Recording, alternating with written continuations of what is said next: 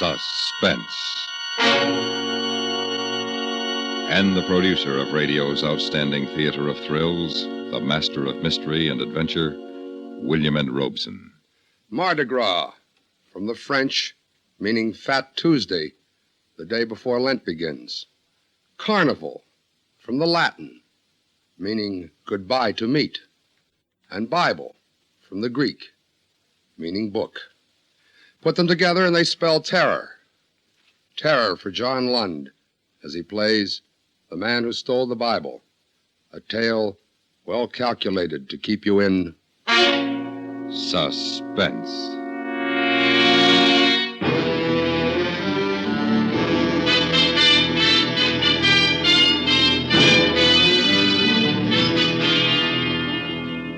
I didn't mean to steal the Bible. That wasn't my intention. Why, I've never taken as much as a towel or an ashtray out of a hotel room. And if I'd known the night of terror it would lead me into, I'd never have taken it at all.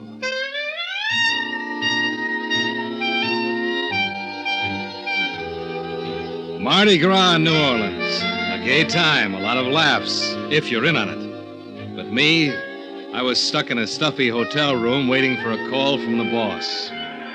And the sound of all those people out in the street having fun got on my nerves. Operator. Operator. Oh, come on, operator. This is the operator. This is Mr. Cummings, room 302. What happened to that bellhop I sent for? Would you speak a little louder, please? I can't hear you, sir. I said this is Mr. Cummings. One moment, please. Operator. Operator. Excuse it, please. What is it you wanted? A bellhop. I want him to bring me something to read. Anything. He said half an hour ago he was on his way up. Well, hasn't he answered your call yet, Mr. Cummings? He has not. I'm sorry, sir. The hotel is so crowded. The Mardi Gras, you know. It's almost impossible to... Just a moment, please. Operator. Oh, nuts.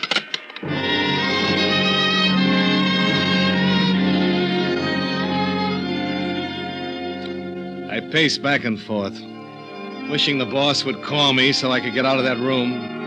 I didn't dare leave, even to go down and get a paper. He's that kind of a guy. He expects you to be on tap all the time. There was no radio in the room and nothing to read. I went through all the drawers, hoping somebody had left behind a package, seed catalog, anything. And then I found it. The Bible. The Gideon Bible. For years I've seen him in hotel rooms, but I never paid any attention to him. But now I opened the book. 1 Samuel, chapter 19. I lay down on the bed and started to read.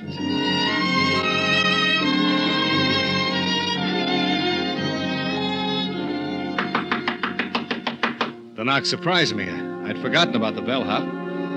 I got up to go to the door, and I realized that I had the Bible in my hand. It's a fine thing when a man feels embarrassed caught reading the Bible, but that's how I felt, embarrassed. I stuffed it under the pillow and went to the door. Oh, you sure took your time. Oh, I thought it was the bellhop. I'm the house detective. Sorry to disturb you. That's all right. What's the matter? Well, it seems that the woman who had this room before you lost her pocketbook. She thinks she left it here. I'm sorry, there's no pocketbook here. Well, I'd better take a look. I'd have seen it if it was here. But come on in if you want. Thanks. See, there's no pocketbook here. Yeah, but she's sure she left it here. I'll have to go through everything. Look, there's nothing in there but my stuff. Do you have to go What's through... the matter? Don't you want me to look for it? No, it isn't that, but I've been through all those drawers already. You'd be surprised at things people leave behind in hotels. Yeah, I guess I would be. Nobody else has been in here, have they? No, nobody. I can't even get a bellhop in here. You've been out of the room? No. And look, I'm not responsible for anything that was left here. No, of course you're not. Well, I'm sorry to have bothered you. That's all right. Say, tell that bellhop to get up here, will you? Yeah, I'll tell him. Good night. Yeah, he was a strange guy, but then all house dicks are. I lay down again and went back to reading the Bible. Once I got used to the old-fashioned language, I found it pretty interesting. The story of David, anyway. A guy being chased by everybody and not knowing who his enemies were, every minute expecting to get killed. I was down to the part where David's wife puts a dummy in his bed as a decoy to save his life. when I was interrupted again. This time, I automatically stuck the Bible under the pillow and went to the door. Hello. Oh, hello. I wonder if you could help me. Well, I'm having a most awful time. I tried and it just won't work. The room's so stuffy. How's that? The window in my room, it won't open. Would you open it for me? Oh, sure. Which room is it? Right next to yours, just around this corner, room 300. You know, I have the same trouble on buses. The windows never open. It drives me mad. You can see how stuffy the room is. This window? Mm-hmm. Well, isn't that odd? It opened for you. Yes, it did, and easy, too. And so does this one. Can't understand. Are you sure you tried? You don't think I'd come to your door and ask you to come over here if I didn't need something, do you? It's been done. Maybe, but I wouldn't know. Now that you're here, wouldn't you like to have a drink? Your trouble, I mean. No, I don't think I can. You can watch the parade much better here than on your side of the building. Oh, no, I can't. What's the matter? I'm sorry, I have to go. That's my phone. Wait. Don't go. You can have the call transferred here. But it's silly to go all the way back to your room.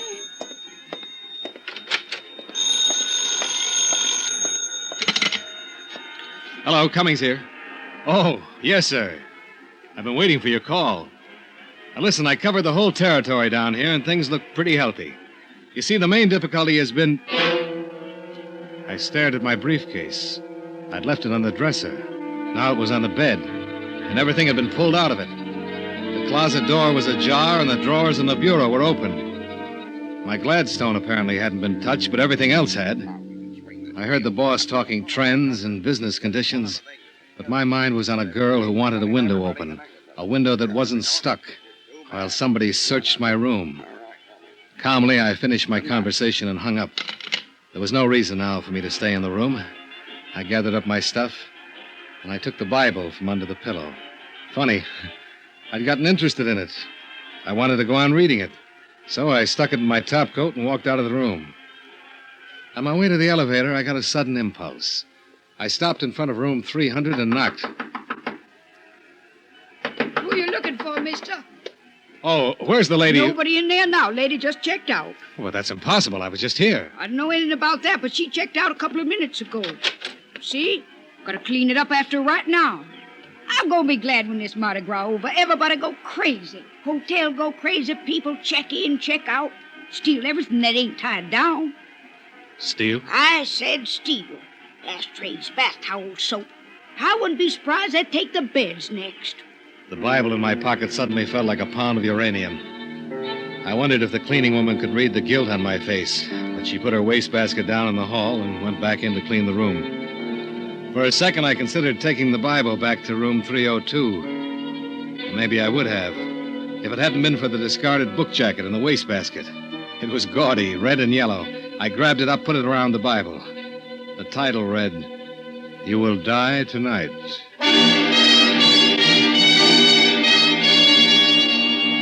Call for Dr. McManus. Dr. McManus, please. Front boy. Show this gentleman 506, please. Oh, are you checking out, Mr. Cummings? Let me see. You in room... 302. 302. Oh, my. What's the matter? I've had so much trouble over that room. I was supposed to hold it for a lady, but you can't keep rooms vacant during Mardi Gras. I gave her the room next to yours, but she kicked like crazy, the manager. Next to me? Yes, room number 300. She just checked out a few minutes ago. I don't know what this is all about, but there's something peculiar going on in room 302. Peculiar? I didn't mind the house detective coming in to look for the purse, but I didn't like having my stuff searched while I was out of the room. Searched? Yeah, I said searched.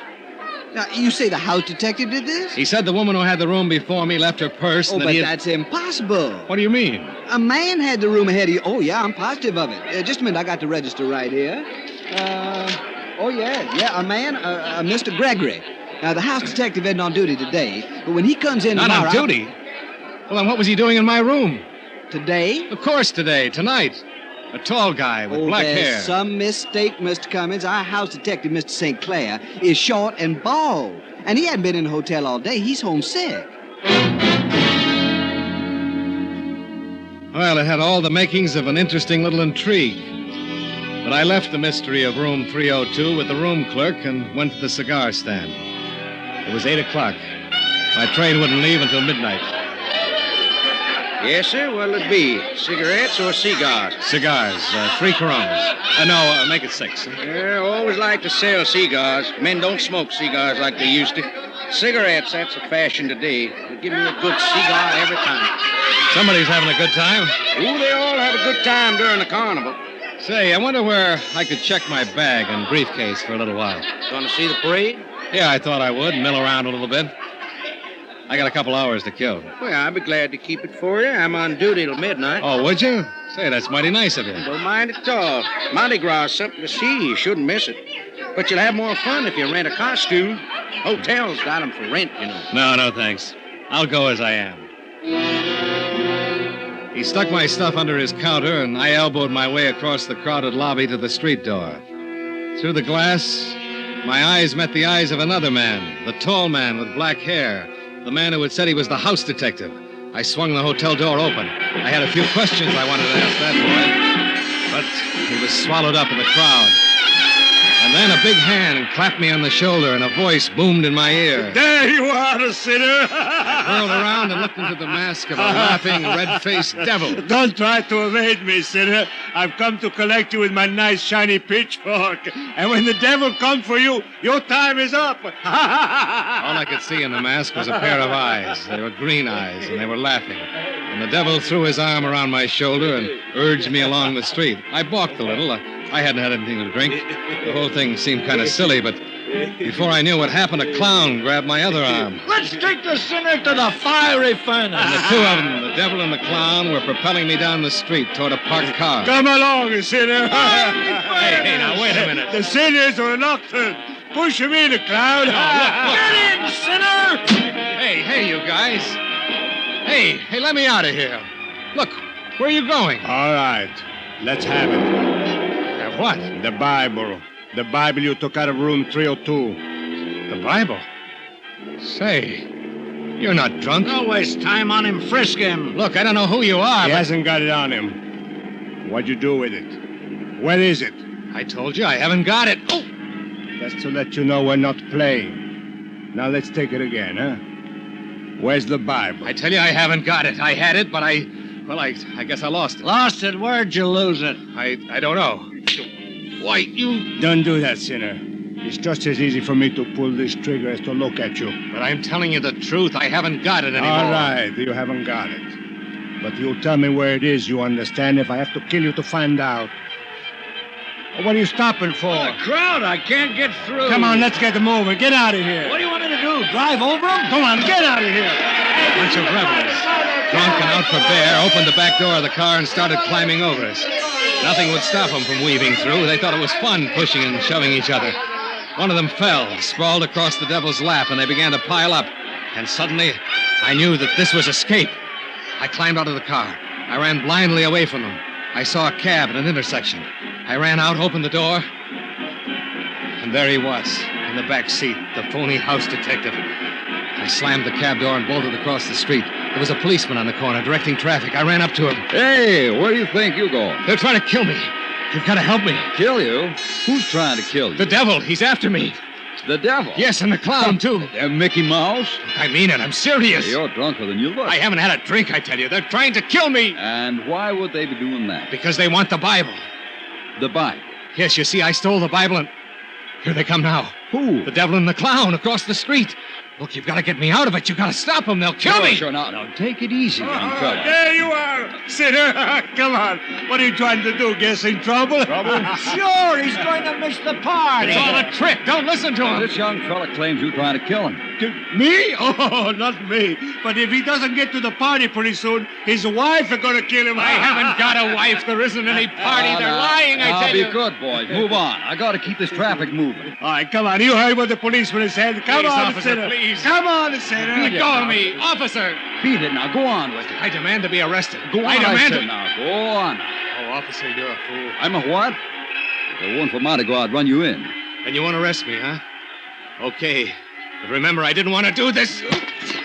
Dirty Yankee trick. Striking an officer. All right, young fella, that does it. You're under arrest.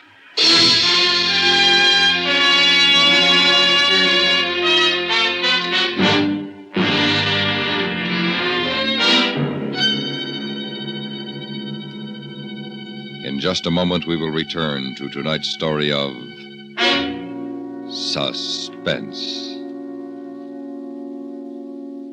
Henny Youngman, Orson Bean, and Myron McCormick of Broadway fame, and the internationally popular singer Caterina Valente will all be with you this evening when you hear The Mitch Miller Show.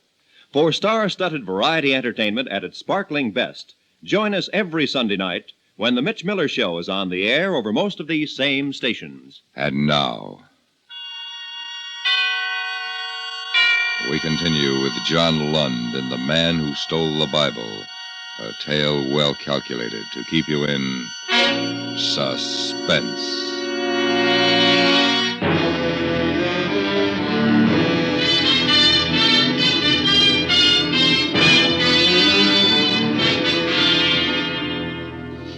I sat in the drunk tank in the New Orleans jail and tried to figure it out. Who were the devil and the clown and the phony house detective? Why was the Bible so important that they would even kill me to get it? My bags were back at the cigar counter in the hotel. My train was scheduled to leave at midnight. But how was I going to get out of New Orleans? Already it was 10 o'clock, and as long as I stayed in jail, I'd be safe. But that didn't last long. I hadn't been there a half hour when a cop came for me and took me to the desk sergeant. Here's your personal belongings, Cummins. You're released, you can go. But try to behave yourself. We're pretty busy tonight. Released? You know, you're a lucky guy. Culpepper decided not to press charges against you. You know what you could get for striking an officer. But aren't you going to hold me? Your fine's been paid. Now go and get out of here. And keep out of trouble, will you? But I am in trouble. That's what I tried to tell the cop, but he wouldn't listen to me. I had to hit him. My fine. Somebody paid my fine? Yeah, it's been paid. But who? Who paid it? I don't know who it was. He didn't give me a name. He just paid it. Was it a man in a devil's costume? Huh? Or a clown? Now, look. What did he look like? How do I know what he looked like? He was an ordinary-looking guy, tall, big. He had black hair. The house detective. The who? They'll kill me, I tell you. They'll kill me. Pardonnez-moi, monsieur. Je suis perdu. Je voudrais retrouver le convent. Les gens dans la rue m'empêchent de... I hadn't heard her come into the station. She moved so quietly. She was a nun, and she was talking excitedly in French. I wasn't paying much attention to her. I was thinking instead of my own problem. The house detective had paid my fine. He wanted me out of jail. He wanted me loose on the street. Why? And the devil and the clown. Were they with him? Were all of them waiting outside that door for me? Please, sister, I wish I could help you, but I can't understand a word you're saying. Monsieur, les gens dans la rue m'empêchent de trouver mon chemin. Ils me prennent pour un célébrant. English. Can you speak English, sister? Pardon, monsieur. Un masquerade, costume. People think masquerade. No masquerade. Huh? I think she's trying to say the people on the streets think she's wearing a masquerade costume. Merci. Merci bien, monsieur. I am loose. You mean lost? Oui, monsieur, lost. I am expect at convent. The Vieux Carré. The Vieux Carré, that's the French Quarter. Exactement, oui. I drive for taxi cab. The crowd, though you say, push me around. Voudriez-vous envoyer un gendarme pour m'assister? What? The gendarme. She wants you to send a policeman to help her get to the convent. Oui, monsieur. Oh. Well, I'm sorry, sister. I'd be glad to, but I don't have anybody in right now. If you don't mind sticking around here for a while, I'll be very... Sticking around? The sergeant says he's sorry. If you'll wait, there's no one available right now to help you. Wait a minute. The nun stood there, frightened and bewildered, out of place in the police station. But for me, it was a miraculous break. Why, sure, I could walk out of that police station with her. And if they were waiting outside, waiting to get me, why, I could walk right by them. They wouldn't dare touch me as long as I was with a nun. I could take her to the convent. And once there, I'd be safe. Je suis désolé. Je ne sais que faire. I'll take the sister to the convent, Sergeant. It's okay with me if it's okay with her. Merci, monsieur. Merci mille fois. As she walked out of the police station, I took her arm. To help her, yes, but also to steady my own fear. Any minute I expected to see one or all of them. The devil, the clown, the house detective. But they weren't in sight. There were people milling about in the street, but not the three I feared. And strangely, not finding them there frightened me more than ever. I found a cab and gave the driver the address of the convent. The nun and I didn't try to talk. I realized this whole thing was difficult for her, and I didn't feel like talking. Too much had happened to me for one night. The cab pulled up in front of an ancient building in the French Quarter, crumbling cement and wrought ironwork. We got out, and I walked with her to the big front door. The nun raised her hand to the knocker, and I knew I'd been had. Qu'est-ce qu'il y a? Fingernails. Red, polished fingernails. You're not a nun. Hey, where you been? Hurry, boys, he's wise. Come on, you. Get inside. It was the devil and the clown. They yanked me into the house. And the girl, I stared at her. Back in the police station, I hadn't really looked at her face. Her black robes had spelled freedom to me. That's as far as I'd thought. But now I knew I'd seen her before. Only before she'd worn a green dress and a scarlet mouth to match her fingernails. And her hair had been blonde and long, and she wanted a window open. A window that wasn't stuck. You've given us a lot of trouble. I'm sorry, I don't know what... We've been very patient. Now we want the Bible. I told you before, I don't have it. You had it. I had it, yes, I had it. I took it. I don't know why I took it, but I lost it. Who sent you to get it? I'll handle him. All right, who you working for? Poloni? Look, there's some mistake. I'm a salesman. I sell washing machines. You're lying. Look, I tell you that... Where's the stuff? Has Poloni got it? What stuff? I don't know any Poloni. What are you slapping me around for? That won't get you any place. Oh, won't it?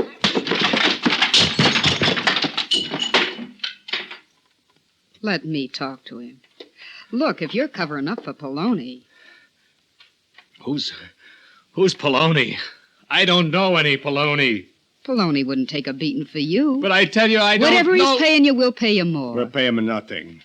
He'll hand over that Bible or tell us where the junk is stashed, or so help me, I'll kill him. Dope. So that's what it is. Dope. Yeah, Mr. Innocent. That's what it is. Dope. Heroin, cocaine, 100 grand worth. Oh, stop it.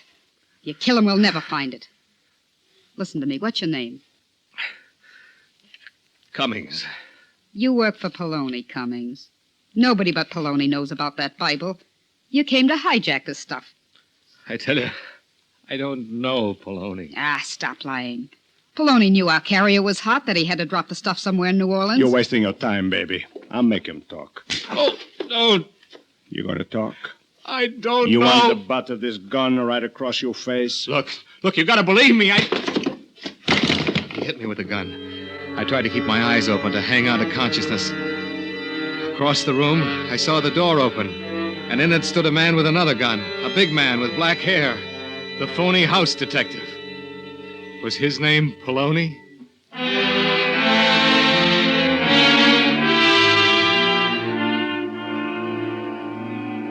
I didn't know how long I was out. When I came to, I was lying on a bed. My head was throbbing. My cheeks, my nose, every bone in my face seemed on fire. There was a cold cloth on my eyes. I tried to think. Why did I hurt so? Oh, yes. The Bible. They wanted the Bible. But I didn't have it. And it was a good thing, too. If I had it, they'd kill me. Then I smelled something. A strong cigar. It burned the inside of my nose. I rolled over to get away from it and opened my eyes. The devil and the clown were gone. And so was the girl. I was alone. With the phony house detective. All right, let's not waste any more time. What did you do with the Bible? Where are the others? They've been taken care of. You took the Bible that belongs in this room. Now, what did you do with it? This room? Oh, yeah. Room 302. You had no right to touch that Bible. Now think, what did you do with it? Where is it? Look, I told them I must have lost it. I don't know. I'll get it. Yeah? The gentleman who left his suitcases with me. Mr. Cummins? Suitcases. Come in. Who are you? I run the cigar stand in the lobby. I saw you bring Mr. Cummins in, if you don't mind my saying so, quite tight. Yeah. I'm going off duty in a little while. I thought he'd need his things. See, he checked them with me. Thanks. Oh, almost forgot. Here's his book, too. Oh, no, don't leave the book. But you forgot it on the counter. I don't want the book. You can have it. I'll take the book. No, don't give it to him. Thanks for your trouble. Don't mention it. Hope he feels better tomorrow. Well, at last, the Bible. You will die tonight. Look, Poloni, I didn't know. I swear, I just took it. Poloni? I'm not Poloni. You know, that's a pretty clever stunt, covering the Bible with a whodunit jacket. Let's see, 3rd book, 2nd chapter, Genesis, Exodus, Leviticus, chapter 1, 2. Yeah. Here's the address of the warehouse where the stuff is. I don't understand. If you're not Poloni, well, who are you? John Stang, United States Treasury Department, Narcotics Division. A T-man, but I thought You made my job very difficult tonight, Mr. Cummings. We traced the narcotics carrier all the way from Hong Kong to New Orleans to room 302. But when we arrested him, he was clean. He didn't have the evidence. Room 302 was the link. The girl Frenchie was to take this room, and I would have followed her to where the evidence was stashed. It was as simple as that. But you stepped in and threw us all off. Well, why didn't you tell me you were a government man when you came in tonight to look for the pocketbook? How did I know that you weren't a new member of the mob? Now, take my advice, Mr. Cummings. Quit stealing things out of hotels. Look, I never stole a thing in my life before. This is the first time. There's one thing I can't figure out. Why did you steal a Bible? Well, you're not going to believe this, but honest, I just wanted to finish the story.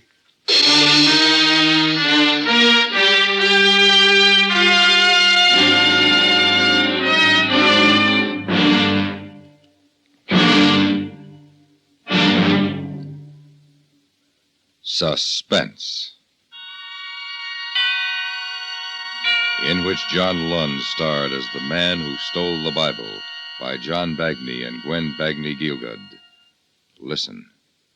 Listen again next week when radio's outstanding theater of thrills brings you The Rim of Terror, starring Miss Barbara Whiting. A tale well calculated to keep you in suspense. Suspense is produced and directed in Hollywood by William N. Robson. Included in the cast of The Man Who Stole the Bible were June Foray, Joe DeSantis, Jay Novello, Joe Kearns, Larry Thor, Harry Bartell, and Jack Moyles. The original musical score was composed and conducted by Leith Stevens. Sound patterns by Tom Handley and Bill James. Even a cynic will have to admit that however bumbling a man may be, he has struggled valiantly to better his world. Our faults notwithstanding, our civilization is a vast improvement over primitive social arrangements. And perhaps most impressive of all of man's labors has been his consistent effort to protect the principles of justice as he has come to understand them over the years. How justice is served may vary from place to place and time to time, but always it is a thrilling demonstration of man's love of fair play. For examples of modern-day efforts on behalf of justice, be sure to hear Indictment over most of these same stations today. It's yours for the listening right after the news, which follows immediately on most of these same stations.